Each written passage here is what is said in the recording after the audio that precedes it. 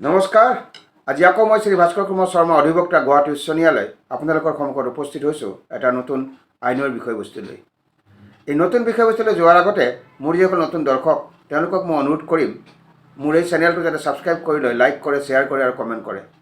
আৰু যিসকল ব্যক্তিয়ে অলৰেডি ছাবস্ক্ৰাইব কৰি লৈছে, লাইক কৰিছে, শ্বেয়াৰ কৰিছে আৰু কমেণ্ট কৰিছে তেওঁলোকক মই আন্তৰিক ধন্যবাদ জনাইছোঁ। আৰু যিসকল ব্যক্তি বা লোকে মোৰ এই চেনেলটো চাই আইনৰ বিষয়ে কিবা এটা শিকিবলৈ সক্ষম হৈছে বা লাভৱান হৈছে তেওঁলোকে নিশ্চয়কৈ মোৰ এই চেনেলটো ছাবস্ক্ৰাইব কৰি ল'ব বুলি মই আশা ৰাখিছোঁ। লগতে লাইক, শ্বেয়াৰ আৰু কমেণ্ট কৰিব বুলিও মই আশা ৰাখিছোঁ। এতিয়া আজিৰ বিষয়বস্তুলৈ আহিছোঁ। আজিৰ বিষয়বস্তুটো হৈছে কেতবোৰ প্ৰাইভেট স্কুল আছে য'ত ছাত্ৰ ছাত্ৰীসকলে শীত তাপ নিয়ন্ত্ৰিত এটা কক্ষত অধ্যয়ন কৰে, অৰ্থাৎ য'ত এয়াৰ কণ্ডিশ্যনৰ ফেচিলিটি আছে। এতিয়া কথাটো হৈছে এই শীত তাপ নিয়ন্ত্ৰিত কক্ষত যেতিয়া ছাত্ৰ ছাত্ৰীসকলে অধ্যয়ন কৰে য'ত এয়াৰ কণ্ডিশ্যনৰ ফেচিলিটি আছে, তাত এই এয়াৰ কণ্ডিশ্যনটো চলাৰ কাৰণে যিটো খৰচা আহিব, যিটো এক্সপেণ্ডিচাৰ হ'ব, ইলেক্ট্ৰিচিটিৰ খৰচাটো যিটো আহিব, সেই খৰচাটো কোনে বহন কৰিব? এই সংক্ৰান্তত যুক্তিতৰ্ক হৈছিলে স্কুল অথৰিটি আৰু পেৰেণ্টছৰ মাজত। আল্টিমেটলি গৈ কেছটো কোৰ্টত পালে। কোৰ্টে ক'লে, কোৰ্টে বস্তুটো ভালকৈ অধ্যয়ন কৰিলে, অধ্যয়ন কৰি দেখিলে প্ৰাইভেট স্কুলসমূহত, এইটো সঁচা কথা যে প্ৰাইভেট স্কুলসমূহত, কেতবোৰ প্ৰাইভেট স্কুলত এয়াৰ কণ্ডিশ্যনৰ ফেচিলিটি আছে য'ত শীত তাপ নিয়ন্ত্ৰিত কক্ষত ছাত্ৰ ছাত্ৰীসকলে অধ্যয়ন কৰে। এই শীত তাপ নিয়ন্ত্ৰিত কক্ষত ছাত্ৰ ছাত্ৰীসকলে যে অধ্যয়ন কৰে আৰু য'ত এয়াৰ কণ্ডিশ্যনৰ ফেচিলিটি আছে, এই ফেচিলিটিটো ৰখা হৈছে ছাত্ৰ ছাত্ৰীসকলৰ আৰামৰ কাৰণে, যাতে তেওঁলোকে ভালকৈ অধ্যয়ন কৰিব পাৰে। কেছটো ভালকৈ চালি জাৰি চালে কোৰ্টে চাই ভাৰ্ডিক্ট দিলে, ক'লে parents should beer cost of air conditioning facility in school. চাব দেই, কিমান গুৰুত্বপূৰ্ণ কথা কৈছে কোৰ্টে। পেৰেণ্টছে বিয়েৰ কৰিব লাগিব এয়াৰ কণ্ডিশ্যনিং যিটো ফেচিলিটি আছে তাৰ কষ্টটো পেৰেণ্টছে বিয়েৰ কৰিব লাগিব। লগতে এই কথাটো বহলাই কোৰ্টে ক'লে the cost of air conditioning in school has to be borne by the parents as it is a facility being provided to the students which is no different from the other charges such as laboratory fees, computer fees and smart classes fees. কোৰ্টে লগতে এইটো কথাও ক'লে air কণ্ডিশ্যনৰ যিটো facility স্কুলত ৰখা হৈছে ষ্টুডেণ্টৰ সুবিধাৰ কাৰণে, সেইটো তাৰ যিটো কষ্ট আহিব সেই কষ্টটো পেৰেণ্টছসকলে বিয়াৰ কৰিব লাগিব, অৰ্থাৎ বহন কৰিব লাগিব। যিটো এয়াৰ কণ্ডিশ্যনৰ ফেচিলিটি সেইটো দিয়া হৈছে ষ্টুডেণ্টৰ কাৰণে, আৰু কৈছে which is no' different from the other charges. স্কুলবিলাকত বেলেগ চাৰ্জেছ কিছুমান লয়, যেনেকৈ ধৰি লওক লেবৰেটৰী চাৰ্জেছ লয়, কম্পিউটাৰ ফিজ লয়, স্মাৰ্ট ক্লাছেছ ফিজো লয়। এই যে স্মাৰ্ট ক্লাছেছৰ যিটো ফিজ লয়, লেবৰেটৰী যিটো ফিজ লয়, কম্পিউটাৰ যিটো ফিজ লয়, সেইটোৰ লগত কোনো পাৰ্থক্য নাই এই এয়াৰ কণ্ডিশ্যন ফেচিলিটিৰ লগত, অৰ্থাৎ একেই বুলি কৈছে। যিহেতু পেৰেণ্টছে বহন কৰিছে লেবৰেটৰী ফিজটো, কম্পিউটাৰ ফিজটো, স্মাৰ্ট ক্লাছৰ যিটো ফিজ দিব লাগে, যিহেতু ছাত্ৰ ছাত্ৰীসকলৰ পেৰেণ্টছে বিয়েৰ কৰে, ঠিক তেনেধৰণে এয়াৰ কণ্ডিশ্যনৰ ফেচিলিটিটো যিটো আছে স্কুলত, সেইটো ষ্টুডেণ্টৰ সুবিধাৰ কাৰণে, আৰামৰ কাৰণে। যিদৰে পেৰেণ্টছে লেবৰেটৰী ফিজ দিয়ে, কম্পিউটাৰ ফিজটো বহন কৰে, স্মাৰ্ট ক্লাছ ফিজো বহন কৰে, এই এয়াৰ কণ্ডিশ্যন ফেচিলিটিৰ লগত ইয়াৰ কোনো পাৰ্থক্য নাই। গতিকে পেৰেণ্টছে এয়াৰ কণ্ডিশ্যনৰ যিটো কষ্ট সেইটো বিয়েৰ কৰিব লাগিব, কোৰ্টে স্পষ্টকৈ ক'লে।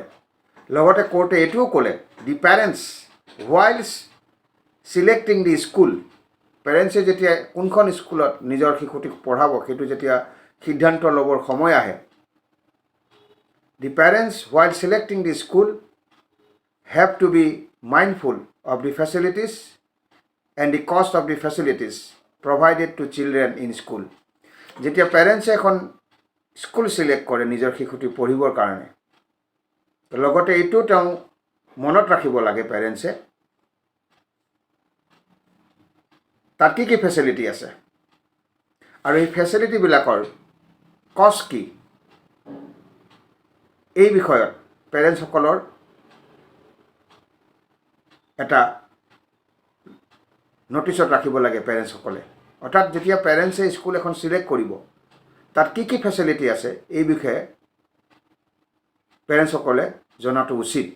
সেইকাৰণে কৈছে দি parents while selecting the school have to be mindful of the facilities and the cost of the facilities provided to children in school.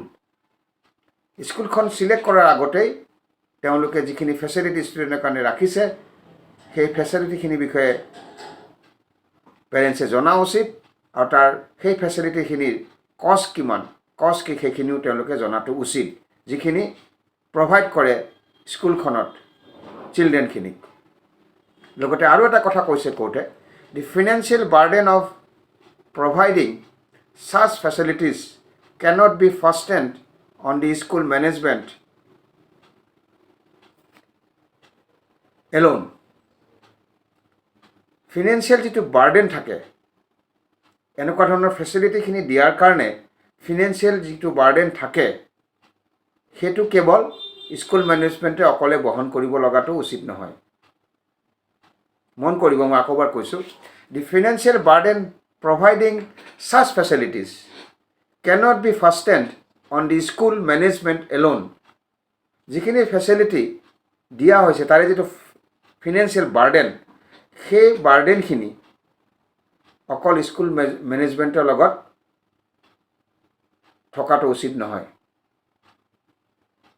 অৰ্থাৎ সেই ফিনান্সিয়েল বাৰ্ডেনখিনি পেৰেণ্টছেও বহন কৰিব লাগিব। সেইকাৰণে কোৰ্টে স্পষ্টকৈ কৈছে the financial burden of providing such facilities cannot be fastened on the school management alone. পেৰেণ্টছসকলে এই কেছটোত তেওঁলোকৰ দাবী আছিলে the obligation to provide air conditioning facilities to the students rest with the management and it should therefore be provided by them from their own funds and resources. পেৰেণ্টছসকলে যেতিয়া কেছটো কৰিছিলে যে এয়াৰ কণ্ডিশ্যনৰ ফেচিলিটি যে আছে এই ফেচিলিটিটো যিটো কষ্ট হ'ব সেইটো কোনে বহন কৰিব, এই ক্ষেত্ৰত তেওঁলোকে কোৰ্টৰ আগত কৈছিলে, পেৰেণ্টছসকলে দাবী ৰাখিছিলে যে the obligation to provide air conditioning facilities to the students rest with the management, যিটো অব্লিগেশ্যন আছে এয়াৰ কণ্ডিশ্যন ফেচিলিটি প্ৰভাইড কৰাৰ কাৰণে যিটো অব্লিগেশ্যন আহে, এয়াৰ কণ্ডিশ্যনৰ যিটো ফেচিলিটি ৰাখিছে স্কুলে তাৰ যিটো অব্লিগেশ্যন আহে সেইটো স্কুল মেনেজমেণ্টৰ হাতত থকা উচিত অব্লিগেশ্যনটো, and it should therefore be provided by them from their own funds and resources. সেইকাৰণে স্কুল মেনেজমেণ্টে তেওঁলোকৰ নিজৰ ফাণ্ড আৰু ৰিচোৰ্চৰ পৰা তাৰ ব্যয়টো বহন কৰা উচিত বুলি পেৰেণ্টছসকলে ক'লে। কিন্তু কোৰ্টে ক'লে ন, সেইটো সঠিক নহয়। কোৰ্টে ক'লে পেৰেণ্টছ শুড বিয়াৰ cost of air conditioning facility in school. এইটো কোৰ্টৰ স্পষ্ট ৰায়। কাৰণ এখন স্কুলত যেতিয়া আমি শিশুটিক পঠিয়াওঁ তাৰে যিটো laboratory charge, computer fees, smart class fees যিহেতু আমি দিওঁ, গতিকে এয়াৰ কণ্ডিশ্যনিং ফেচিলিটিও যিহেতু ষ্টুডেণ্টৰ কাৰণে আছে, গতিকে এই ফেচিলিটি দিয়াৰ কাৰণে যিটো ব্যয় হ'ব সেইটো পেৰেণ্টছে বহন কৰিব লাগিব, অকল স্কুল মেনেজমেণ্টে বহন কৰাটো উচিত নহয়। এই বুলি কোৰ্টে এটা ভাৰ্ডিক্ট দিলে। অৰ্থাৎ ইয়াৰ পৰা এটা কথা স্পষ্ট হ'ল, যিবোৰ স্কুলত এয়াৰ কণ্ডিশ্যনৰ ফেচিলিটি আছে ষ্টুডেণ্টৰ কাৰণে, য'ত শীত তাপ নিয়ন্ত্ৰিত কক্ষত ছাত্ৰ ছাত্ৰীসকলে পঢ়া শুনা কৰে, সেই এয়াৰ কণ্ডিশ্যন ফেচিলিটি থকা স্কুলত যিটো খৰচ হ'ব, ব্যয় হ'ব, কষ্ট হ'ব এয়াৰ কণ্ডিশ্যন ফেচিলিটি ৰখাৰ কাৰণে, সেইটো পেৰেণ্টছসকলেও বহন কৰিব লাগিব। ইয়াৰ কাৰণ এটাই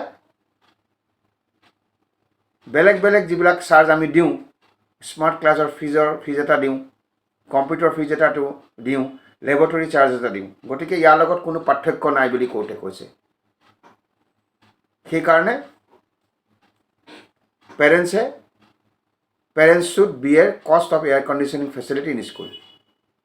এইকেইটা গ্ৰাউণ্ডত কোৰ্টে এই ৰায়টো ৰাখিছিলে। গতিকে যিসকল ব্যক্তিয়ে বা পেৰেণ্টছে যদি ভাবিছে যে এয়াৰ কণ্ডিশ্যন স্কুলত মোৰ শিশুটি পঢ়িছে, গতিকে ইয়াৰ যিটো খৰচ হ'ব, এই খৰচটো স্কুল মেনেজমেণ্টে তেওঁলোকে ফাণ্ড বা ৰিচাৰ্চৰ পৰা দিব বা দিয়াটো উচিত।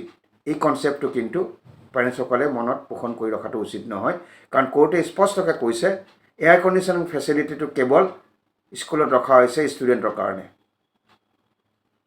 যিদৰে বেলেগ ফিজবিলাক আমি দিওঁ, সেইদৰে এয়াৰ কণ্ডিশ্যন ফেচিলিটি থকা স্কুলবিলাকত তাৰ যিটো কষ্ট হ'ব, সেই কষ্টটো পেৰেণ্টছসকলে বহন কৰিব লাগিব। এই কথাষাৰ কোৰ্টে স্পষ্ট কৰি দিছে। এই আলোচনাৰ পৰা আজি অলপ হ'লেও আপোনালোক লাভৱান হৈছে বুলি মই আশা ৰাখিছোঁ। অহা খণ্ডটিত আৰু এটা নতুন বিষয়বস্তু লৈ আপোনালোকৰ সন্মুখত উপস্থিত হ'ম। আজিলৈ বিদায় মাগিছোঁ। নমস্কাৰ।